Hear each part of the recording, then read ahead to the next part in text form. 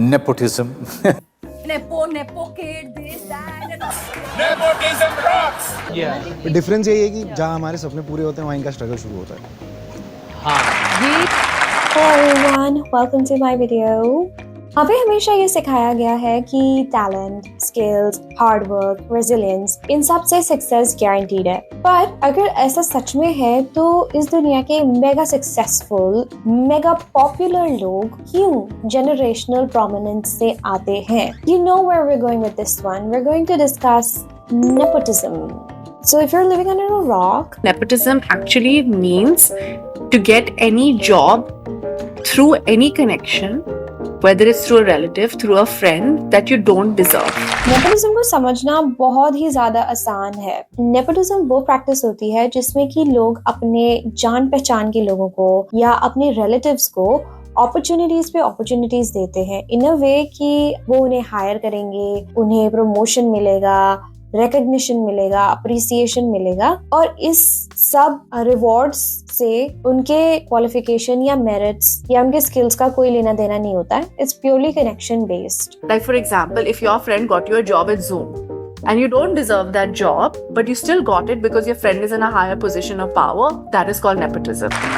India के context में nepotism बहुत ही ज्यादा प्रेवलेंट है. Bollywood of course is the poster child of nepotism, पर उसके अलावा कई इंडस्ट्रीज जैसे कि corporate board rooms, education sector, politics and so many other industries, इन सभी में नेपोटिज्म बहुत ज्यादा कॉमन है. पर मैं स्पेशली बॉलीवुड के कॉन्टेक्स्ट में इसे डिस्कस करना चाहती हूँ because it is easier to understand. हम स्टार किड्स पे फोकस नहीं करेंगे, इंस्टेड हम पर्सपेक्टिव फ्लिप करते हैं. हम एक आउटसाइडर की पर्सपेक्टिव से सोचते हैं. इस वीडियो में और बाकी की वीडियोस में यही फर्क है. सो इमेजिन कीजिए कि आज की डेट में किसी को एक एक्टर बनना है तो वो क्या करेंगे? अगर वो ऑलरेडी मुंबई में नहीं रहते तो वो रिलोकेट करके वहां रहने जाएंगे. उसके अलावा उन्हें एक्टिंग सीखनी पड़ेगी, एक फिजिक डेवलप करना पड़ेगा, पता करना पड़ेगा कि कहाँ ऑडिशंस होते हैं.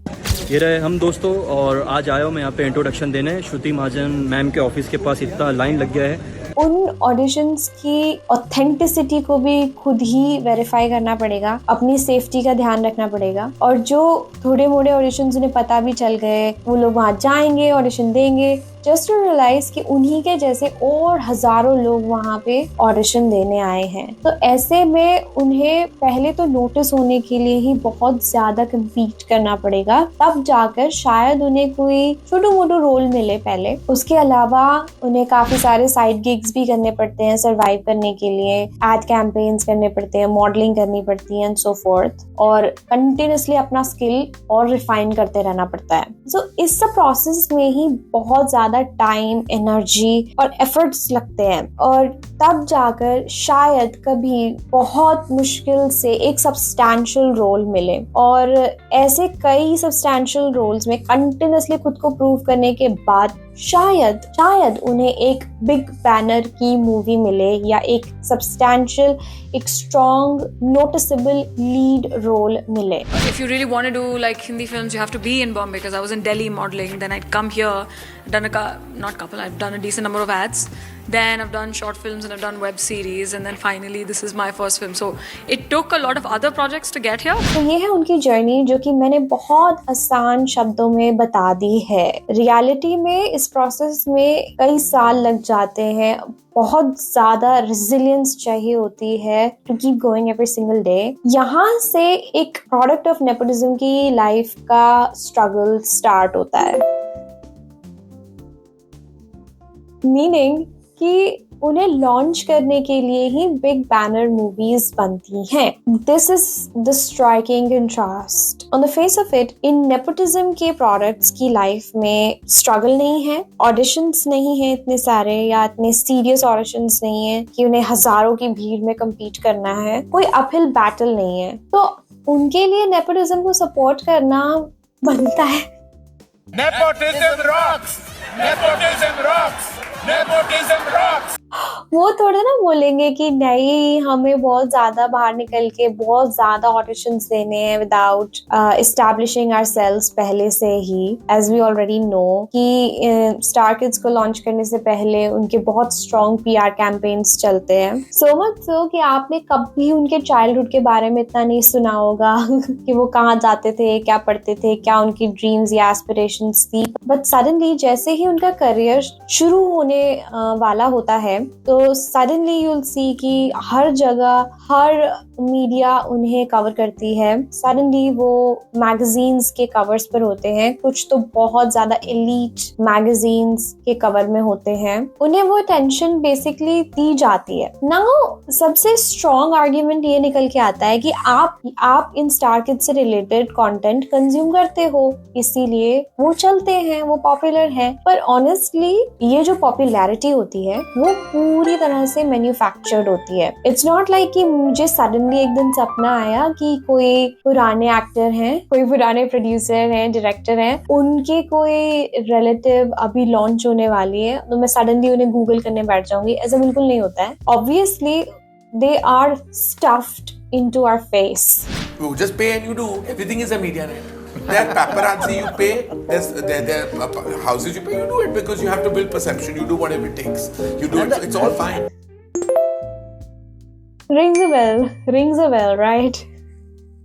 Anyway, the conclusion of this is कि उनका जितना भी ये एक डेब्यू होता है वो बहुत ज्यादा मैन्युफैक्चर्ड होता है। इसके बाद एक आर्ग्यूमेंट आती है नेपोटिज्म के फेवर में कि इसमें बुराई क्या है अगर मैं अपने जान पहचान के लोगों को एक चांस दे रहे हैं। मैं जो करना चाहता हूँ मैं करना चाहता हूँ, चाहे मैं अपने फूफे के बेटे को लॉन्च करूँ या मेरी चाची के भतीजे को लॉन्च करूँ। I can do what the I want. हम लोग तो कनेक्शंस ही बिल्ड अपने लोगों के लिए करते हैं, इतनी मेहनत उन लोगों के लिए कर रहे हैं। तो अगर मेरे जान पहचान के इंसान को मेरी रेलेवेंस से कोई फायदा हो रहा है तो इसमें बुराई क्या है? If a father will not do for his son, then who will do? Why should someone else's father do? Well, they acting like their fathers didn't buy them one pencil box also.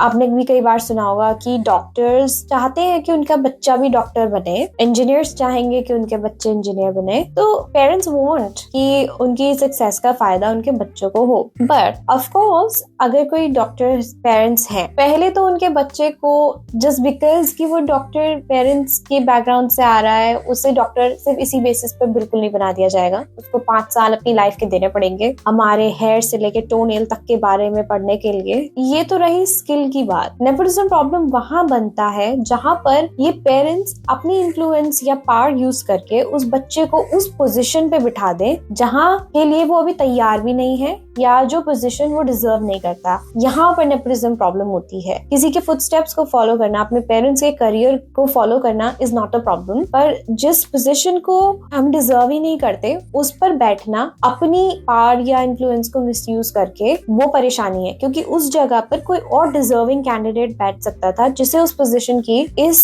Product of nepotism से भी ज्यादा जरूरत हो। Next argument ये होती है कि जो नेपोटिज्म के प्रोडक्ट्स होते हैं उनकी फैमिली का बैकग्राउंड ही उस इंडस्ट्री से होता है, मीनिंग कि वो एक्टिंग के बैकग्राउंड से आ रहे हैं या बॉलीवुड के या पॉलिटिक्स के या बिजनेस के बैकग्राउंड से आ रहे हैं, तो उनके अंदर वो नुआंसेस होते हैं, वो अंडरस्टैंडिंग होती है, वो स्किल्स होते हैं और वो उस एनवायरनमेंट के लिए रेडी बनकर निकलते हैं क्योंकि उनके घर के लोगों ने उस इंडस्ट्री में काम किया है। पर ऑनेस्टली स्किल्स सारे अचीवेबल होते हैं। कोई भी इंसान मेहनत करके बेहतर और बेहतर बन सकता है। जस्ट बिकॉज कि किसी की फैमिली के बैकग्राउंड में कोई सर्टेन काम होता आया है तो उन्हें प्रायोरिटी मिले ओवर समबडी जिसने उतनी ही मेहनत करके वो स्किल्स को अचीव किया है। This can be just settled on the basis of merit. That's another argument countered. Third argument nepotism को लेके ये भी होती है कि nepotism can get you foot in the industry. आपको लॉन्च तो करा जा सकता है नेपोटिज्म के बेसिस पर at the end of the day ये जनता का, ये ऑडियंस का फैसला होता है कि वो किसी को पसंद करेंगे या नहीं तो हर प्रोडक्ट ऑफ नेपोटिज्म, हर स्टार किड आज की डेट में सक्सेसफुल होते। I think this day and age, your talent only makes you survive.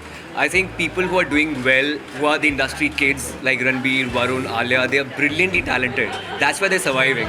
And probably if you're a star kid, you can get a good launch, but apart from that, it's your own talent which makes you stay there forever. ये argument बहुत convincing sound करती है. Honestly, if you listen to it, you'll be like, yeah, at the end of the day, we as an audience decide. But is it true?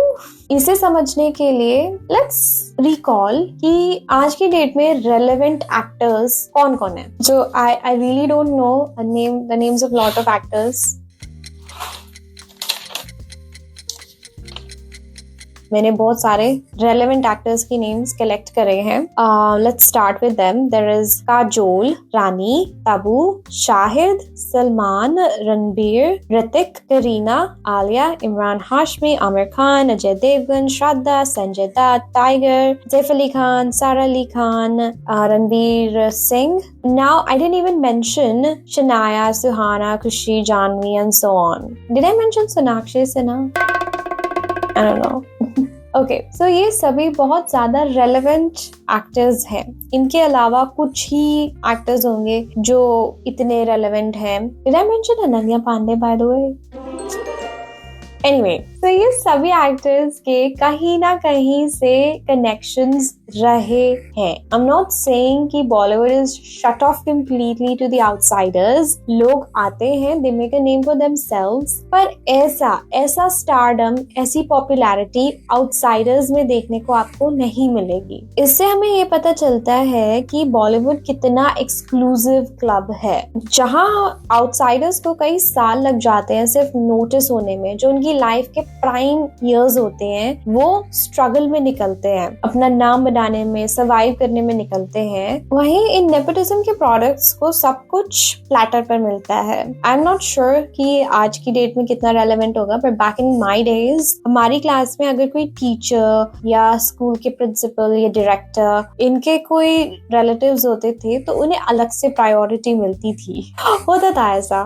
और जबकि वो तो एक school जैसी जगह है जहाँ पे इतना स्ट्रॉन्ग कंपटीशन भी नहीं होना चाहिए अटेंशन के लिए, पॉपुलैरिटी के लिए. What I am trying to say now is कि जो नेपोटिज्म के प्रोडक्ट्स होते हैं दे स्टैंड अनअपोज्ड. आपस में ही वो लोग एक दूसरे से compete करते हैं. आउटसाइडर्स को तो वो चांस ही नहीं मिलता. कई बार आपने ऐसा सुना होगा कि रातों रात एक्टर्स को रिप्लेस कर दिया जाता है स्टार किड्स से.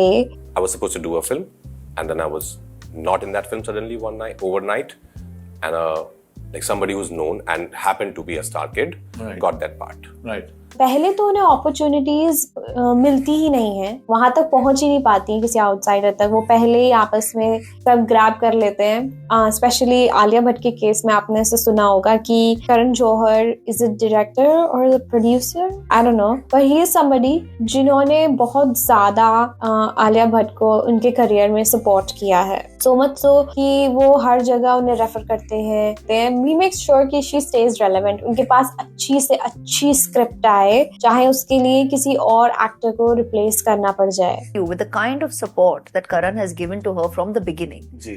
and to have that kind of an establishment with you is very comforting, because you kind of it's not tough in terms of the kind of, you can have it all laid out for the longest time to come. And she smiled, and I told her, I said, it's great for you as an actor ki bhai, you know there's good work and only good work and only good work up ahead, and only good opportunities ahead.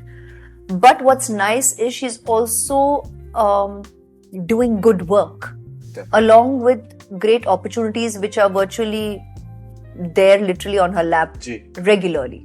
तो इससे ये पता चलता है कि कितने exclusive होते हैं बॉलीवुड में क्लब्स, जहां पर कोई एक इंसान टॉप पर बैठकर सब कुछ कंट्रोल कर रहे होते हैं. ऑल इन ऑल आप इससे ये समझ सकते हैं कि जो एस्पायरिंग एक्टर्स होते हैं, जो आउटसाइडर्स होते हैं, वो एक्सप्लॉयटेशन की साइकिल में या लो बजट के रोल्स में, इन सब के टॉक्सिक साइकिल में वो लोग फंस जाते हैं. और अगर वो इस सब से उठकर आगे निकले भी तो, बढ़े भी तो, उनसे अच्छे रोल्स भी छिन जाते हैं. फेयरली स्पीकिंग नेपोटिज्म आउटसाइडर्स के पर्सपेक्टिव से ही नहीं बल्कि सक्सेस, इनोवेशन और प्रोग्रेस कभी कभी इकोनॉमिकली भी हार्मफुल होता है। पर फिर भी एज आई सेड, इंडिया में नेपोटिज्म बहुत ही ज्यादा प्रेवलेंट है, परवेसिव है। स्टैटिस्टिकली स्पीकिंग, द स्क्रॉल के द्वारा की गई एक स्टडी बताती है कि 6 out of 10 roles, lead roles उन एक्टर्स को मिलते हैं जिनका पहले से ही कोई ना कोई फैमिली कनेक्शन होता है। According to PRS legislative research in politics, 30% of Lok Sabha candidates they hail from politically established families। इतना सब कुछ डिस्कस करने के बाद हम ये कंक्लूड कर सकते हैं कि नेपोटिज्म की डाउनसाइड ये है कि इससे फायदा एक्चुअल फायदा होता है वो ओवर कॉन्फिडेंट और अंडर क्वालिफाइड लोगों को ही होता है, क्योंकि एनीवे मेरिट के बेसिस पर तो कोई भी सक्सीड कर ही जाएंगे, राइट। बट प्रॉब्लम नेपोटिज्म में वहां बनती है जहां ये सिर्फ एक अनफेयरनेस का इशू नहीं रह जाता, ये करप्शन बन जाता है लिटरली, और इसकी वजह से मीडियोक्रिटी को बढ़ावा मिलता है। In the sense that, you know, you want a best cinematographer, you want the best sound designer, but you don't want a best actor, you want a star, always.